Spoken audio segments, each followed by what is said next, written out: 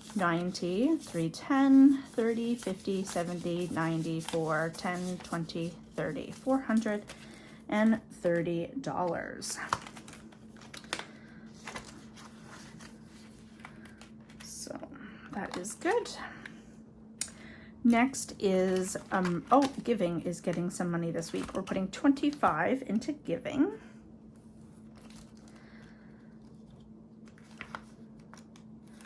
So hopefully by the end of the year, we'll have a good amount in here and we'll make a donation to a charity with this money. So that's what this is saving up for. 20, 40, 55, 60. The nice thing is that by saving up and making a donation, whether it be to a couple places or one charity, we'll have that for tax season. And I know that seems kind of self-serving, but the way I look at it is it's for a good cause and it helps us out. So, and I would rather save my money instead of like all of these places that are like, oh, would you like to donate to our charity while you're at the register?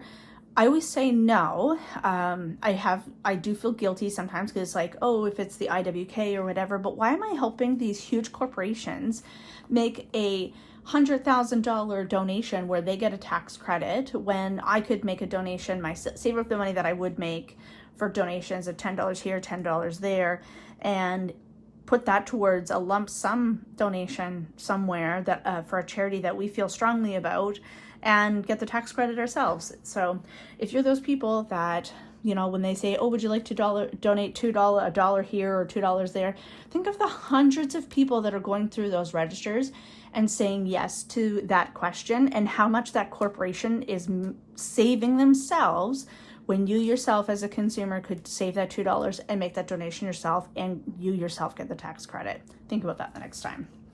There's your money advice from me today. All right, so we're gonna finish off our monthly savings challenge with $25. So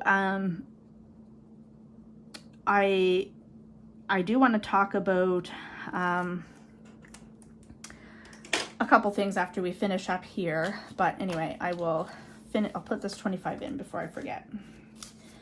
And this should be $500. So 150, 250, 350, 70, 90, 410, 30, 50, 70, 85, 95, 500.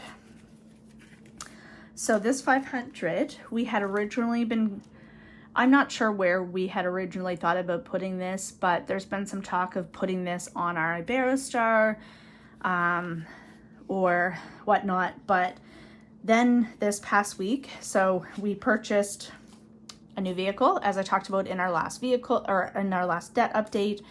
That kind of set us back because the engine had gone in our other vehicle, and I don't know what we have done to the car gods, but we literally got home on the Sunday, I think, of buying this new vehicle that we needed to replace our minivan.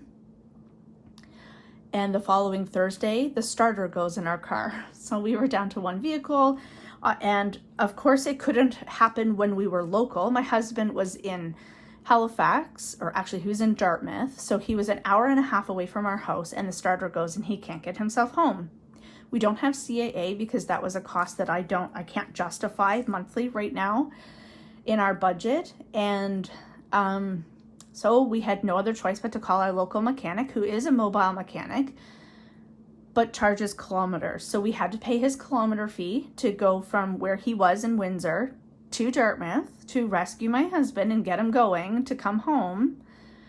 And then the part for that was, gosh, I'm trying to think of what it was.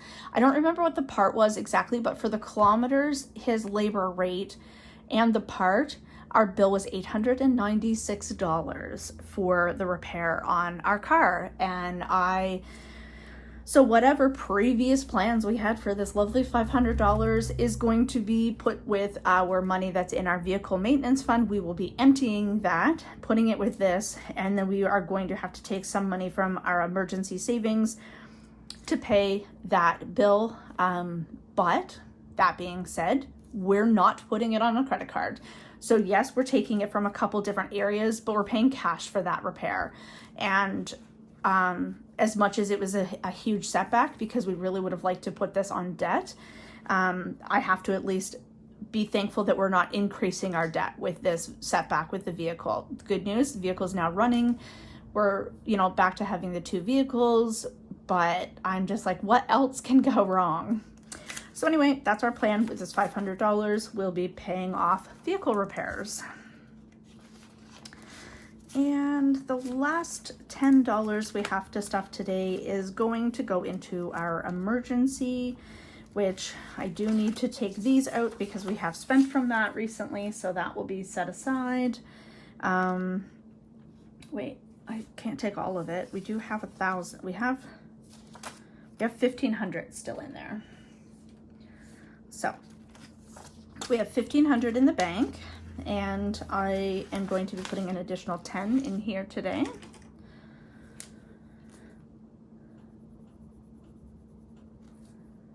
Okay.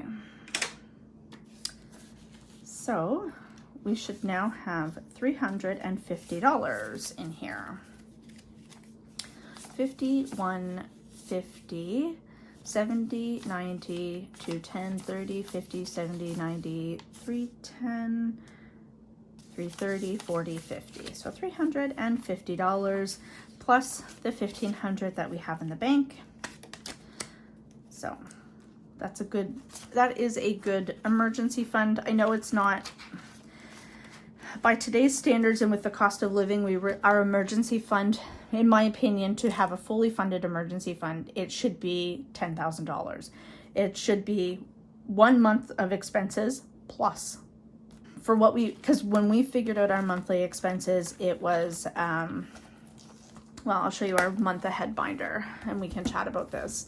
So when we looked at our month ahead, we had sat down and figured out our mortgage, how much we pay in insurance, the household expenses, and all of our sinking funds were in here as well in that household expenses. Loan payments are like Iberostar, RSPs, phones, loan payments, everything was included in this. And we figured out that our total was $5,900. So we set a goal of $6,000 for our month ahead. And I do want to talk about the fact that none of these have any money in them anymore, because we have a niece who is autistic, and public schools were not helping her. She was floundering, I guess, in the school system, to put it nicely. She had to be taken off the bus because kids were being extremely cruel to her, throwing things at her. It just makes my heart hurt to think about what she went through in the public school system here. We are very fortunate enough to have a school called Landmark East here in Wolfville, and they specialize in children with disabilities. And because my niece has already had her diagnosis of autism and has an individual program plan in place, or an IPP, I think I'm calling that right, she was accepted and got a seat at the school starting tomorrow. With the rest of the school, in the fall. But her tuition every year is $33,000 because it's a private school. My husband and I do not have children. So we had talked about it, and we don't have the monthly expenses that go with. Sorry, trying to get myself together here. I didn't think I'd be this emotional. So anyway, last week we received a phone call from my brother saying that they were lucky enough to have gotten a couple of grants from the government, but they were still going to be about $12,000 short for her tuition. And they're struggling. They financially have a lot of debt that they themselves are trying to work through. They have 2 children. They have had to give up having their own home and move in with her parents to make financial ends meet. And on top of that, having a child with a disability. And so she also has auditory processing disorder. So there's a couple compounding things there that are happening for our niece.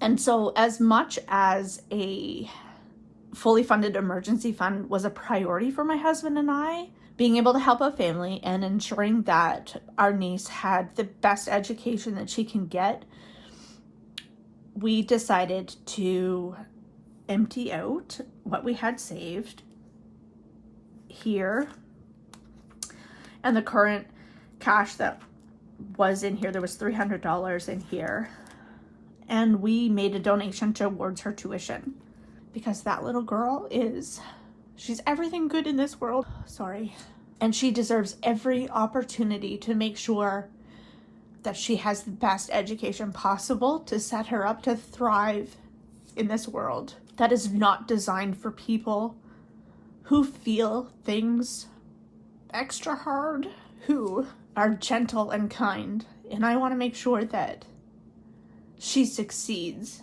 in life. So we are going to be going back to the drawing board on some of these topics. And I'm okay with that. I would do it again in a heartbeat. So yeah, I'll have to go through and take $300 off of this one and clear off this one. But you know what? Worth every single penny that was contributed to her. I wish we could have had that $12,000 and been able to just give it to her and say, don't worry about it. But we didn't. We had $700 and that's what we took and that's what we put towards it. I hope that again in the future we're able to maybe take one of these months where we save our $500 and we can put $500 towards it, because every contribution helps to get her further ahead. So anyway, sorry this ended up being long and emotional, and our nieces and nephews have a very special spot in our hearts, and any time that we can help them out, we want to. And that's one of our big reasons for being on this journey and becoming debt-free, because I want to have the freedom that if one of our family members was to come to us, or one of our nieces or nephews was to come to us and say, we need a little bit of help, I want to be in that position to help them out. I want to be able to contribute to their education. I want to be able to have them have their dreams fulfilled. And so it kind of reinvigorated this goal of ours to get ourselves debt-free, so that we absolutely are in a financial position so that it's not pulling from one place to give it to another. So anyway, thank you so much for being here this week. Again, I'm sorry this kind of went down this little sidetrack at the end, but I want to be real about our situation, and things happen, and that's why the money is there, is so that when things come up, you take it and you put it towards whatever you need it to, and you start over. The big thing is we're not increasing our debt. So that's it for this week. Thank you everybody for being here and watching this content. I hope you've enjoyed it. If you have, don't forget to give a thumbs up, a like, subscribe, and share with your friends. And as always, we'll see you in the next one. Bye.